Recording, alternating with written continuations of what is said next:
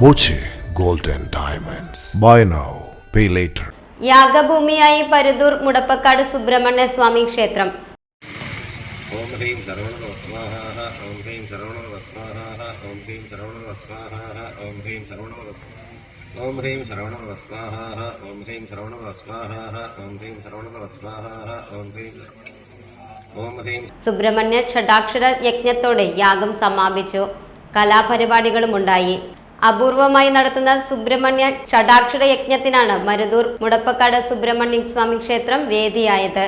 പാലക്കാട് ശ്രീരാമസ്വാമി ശർമാജി യജ്ഞാചാര്യനായി ചടങ്ങുകൾക്ക് കാർമ്മികത്വം വഹിച്ചു.